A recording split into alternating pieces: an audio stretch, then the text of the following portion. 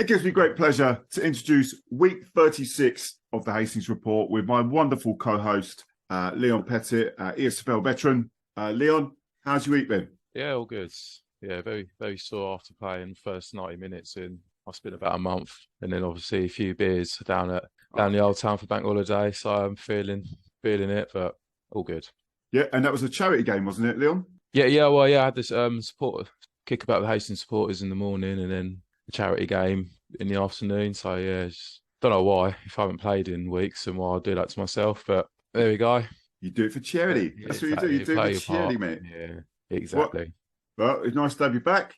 So we crack straight into, first of all, let's talk about the SCFL. Obviously, congratulations to Broadbridge Eve going up, and commiserations to Crawley Down Gatwick, who lost 2-0 to Sutton Common Rovers in the interdivisional Step 4 and 5 playoffs. So they will stay in the SCFL, unfortunately for them. So move on to the MSFL, because SCFL's done. The MSFL, and in the on that Monday, the 24th, it was a Mid Sussex Charity Cup final for Hollington. They faced Balcombe, and Hollington didn't really turn up for this one. It was a bit of a horror show at the back, particularly for the first goal, for Balcombe's goal. Oh, and also Balcombe had a goal disallowed in that first half. They then added to that lead, and it looked like it would finish that way, 2-0. Joe Kalambaye and Danny Ellis, in the space of 2 minutes, put this game into extra time. So that was 2-2. Balcombe took the lead again in extra time, and then Hollington left it absolute late again, and they equalised through Lee Carey, funnily enough. But they got to pens and tragically lost 4-3 in the end. Your thoughts on Hollington losing another cup final? Yeah, bit of a surprise, really. Obviously I know they've won the league, but it feels a bit anticlimactic, really, because obviously the way they won the league, it was through the opponents pulling I've been playing that game where you can win the league. It feels like a cup final. I've been there before. So, and then the other two cup finals they've been in to lose is a shame. But obviously, they're still going for the 100%. So they are the undefeated record, I should say, in the league. So they've still got something to play for. Yeah, it'd be nice. That's at the Gibbons this Saturday coming. Get yourself down there. Right. Okay, so then we move on to the Saturday, 29th. It was Willingdon 4, Settlescombe Rangers 5. Ben Steadman got 5 goals for Settlescombe. Willington's goals from Tommy Cormack with a hat-trick and Casey Damien Lee Ryan. Just before this game happened, first team boss George Driver and assistant Michael Cook announced they were stepping down. And anything to that, Leon? Or do you think it's just they served their time, just moving on, or do you think they're off to somewhere else? I don't really know. I just imagine they probably felt like they've taken the team as far as they can. But yeah. Okay. Yeah, so then on the Saturday, it was Battletown 1, Hollington 2, Paul Rogers getting a brace. Paul Rogers getting those points for Hollington, and they're 1 game away from an invincible season, as we've already mentioned. Yeah, then we have Balcombe 2, Westfield 3, Alfie Simmons and Sam Willett getting a couple of goals. Balcombe's goals were from David Keane and Jamie Weston. Westfield were down 2-1 at half-time, but they responded magnificently and finished their season in a very respectable 4th place. That's just my opinion. And then we go to the Monday, Bank Holiday Monday, just gone. We had Settlescombe Rangers again in action against Rotherfield, and they won 3-1. Got a little match report here, and they welcomed Rotherfield to Oakfield in the final game of the 22-23 season. A number of unplanned changes to the squad meant that the contrast to the young team we put out on Saturday, we were far more experienced. However, in keeping with tradition, Settlescombe were carved wide open with 5 minutes on the clock and found themselves a goal down. Rotherfield continued to turn the back line and attempted to play amongst the long grass in the wide channels. Slowly, the quality of Sed's midfield began to take control of the game. Captain Harry Haslovic, undefeated since taking the armband, hit the post after some good football down the left side. Fortunately, this athletic wingback did score shortly afterwards as he overhit a cross, which nestled into the back of the net. Opening and closing his account for the season. That's quite funny. Second half, Nathan Pagden, reinstated between the sticks, pulled off a smart save down on his right. George Brexit Dean scored a well-placed finish after a goalmouth scramble, which nearly saw the said spurn yet another chance. Finally, the icing on the cake when management favourite and man of the match, Lucas Zon, scored late and bringing a close to the final goal of the driver-cook reign at Sedlescombe Rangers FC. So that is that. And as I say, yeah, it's a fairly respectable in the end 10th place finish, I think, Leon. They had quite a good, decent last month, really, didn't they? Yeah, I was about to say it's a nice little finish of the season for them after we've obviously commented so many times throughout the season. They were so unpredictable. Could never tell if they're going to win or lose, and they've had a up and down results wise. But yeah, nice little finish, and who knows who's going to come in? You know, the new management coaching team, and see how the club will push on. If they'll carry on bringing youngsters through the youth system. So yeah, we'll be watching with interest how the club progresses. Yeah, watch this space. Just to say on the MSFL front, as the last fixtures that will be played are both on Saturday that involve our sides. Obviously, it's Battletown have got Lingfield and Hollington have got Ringmer. So if you're about, please get yourselves down there and enjoy the last games of the seasons for those teams. Right, so we move on to the ESFL Prem. Yeah, it's Westfield Reserves versus Bexhill Town. Westfield put up a strong fight against top of the table Bexhill, but Elliot Matthews' goal for the Town sealed it in the end. That was the Tuesday game, the 25th. On the 26th, the Wednesday, Rye Town got a home win against Rockinore because Rockinore couldn't raise a side. Again on Wednesday, it was Robertsbridge United versus Punnets Town. It ended 2-2. I don't know what's going on at the Punnets, as this was the first of two surprising results from them in this week's report. Held to a draw by the bottom club Robertsbridge. Quite surprising, that one. Again on Wednesday, Bexhill AAC 7, Hawkhurst United 0. Rosh Wells, who got a hat-trick and the man of the match. James McCraw with 2, Ben Ferguson and Zach McHenry getting the goals there. Then on the Saturday, the luckless Hawkhurst were facing Sidley United. They went down 2-0. Daniel Gojan and Lewis Wade with the goals for Sidley.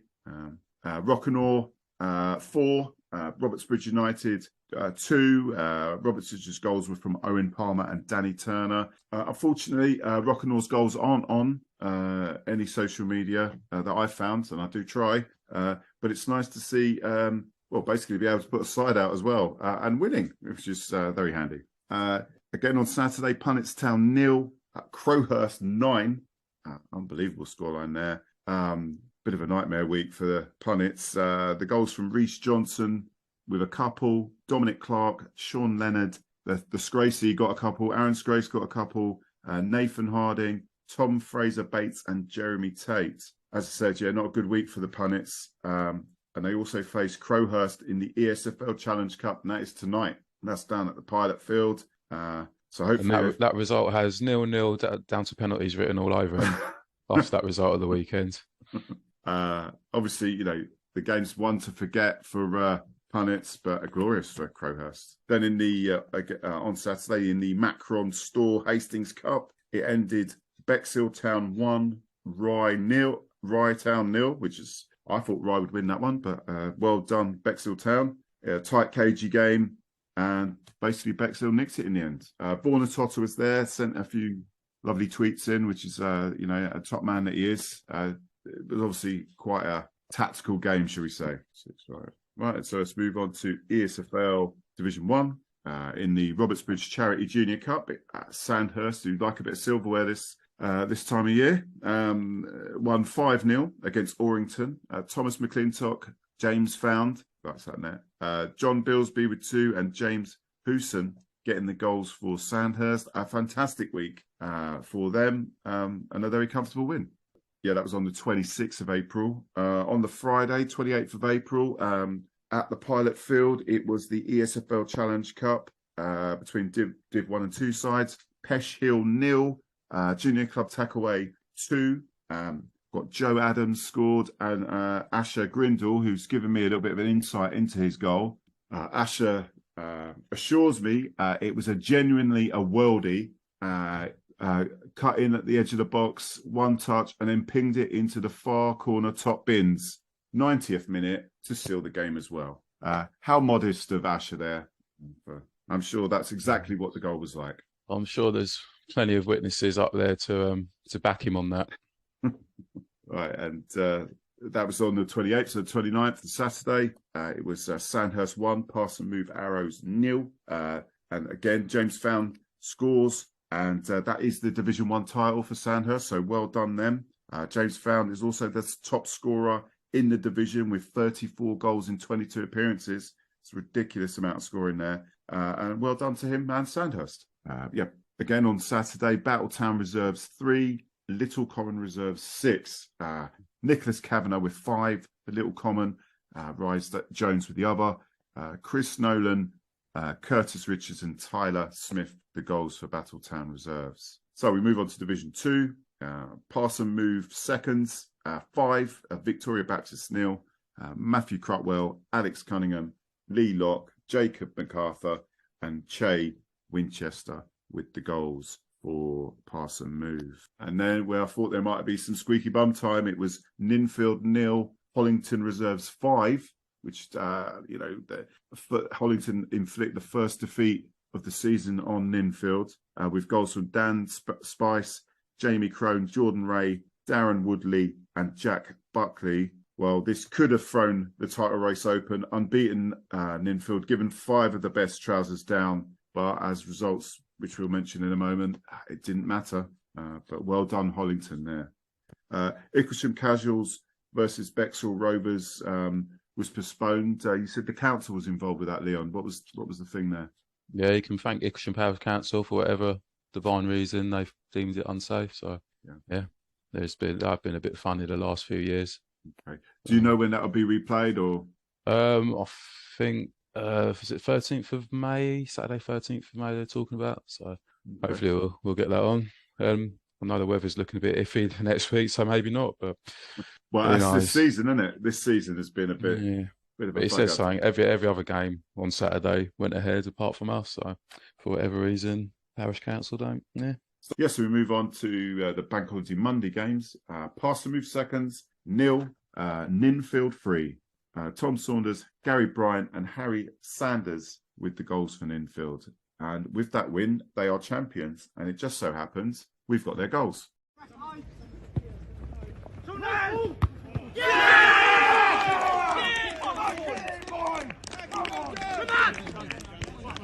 Keep getting it, Tom.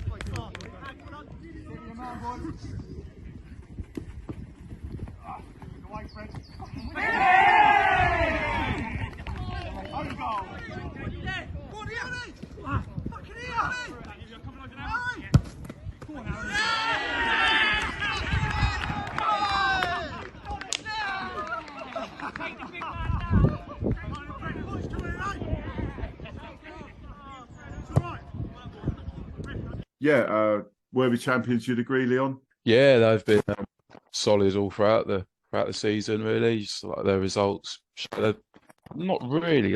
From memory, I don't think they properly thumped anyone, gave anyone a good thrashing, but they've just been consistently solid throughout the season. So it's a very well coached side. They got decent management there, decent bunch of lads as well. So well done to them.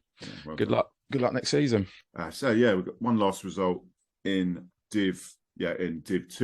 Pesh Hill 0, Hollington Reserves 4.